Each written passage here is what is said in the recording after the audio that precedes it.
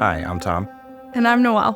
When we got married 5 years ago, there was no faith, religion involved in our service on purpose. We were like, that's not how we're going to live our lives. We don't need any of that. We're not going to raise our kids in the church. That was like something we were sure about and had agreed upon and felt good about. I teach with a really great friend of mine, and her husband started coming here. And they loved it. And I was waffling with the idea of coming back to church. And she was like, oh, well, you'll love this one. You've got to come to Mission.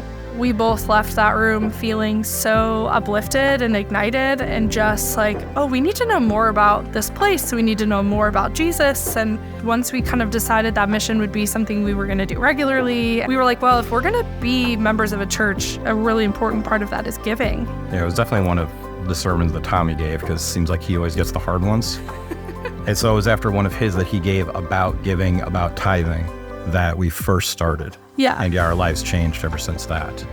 Yeah. And for Wait No More, when we did the devotionals to come to our how much we were going to give part of Wait No More, one of them was the last books of the Old Testament. God is telling them, you've stolen from me, and if you trust me, I will throw open the grain stores and have so much bounty that you can't believe.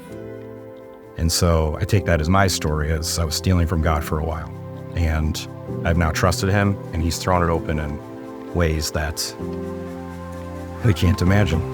The same friend who invited me to come to church invited me into this missional community.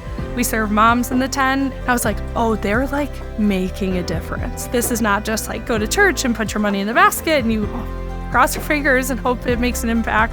When Wait No More came around, it just made sense. We're like, oh, this is our home. This is what makes sense, and they're going to expand. There's going to be more seats and more room for more people to walk in these doors and find and follow Christ the same way I did. I think that, like, how could you not be involved in something like that? The Holy Spirit is here, and God is at work in this place, and we have felt it just by opening up our hands and saying, Lord, show us the way.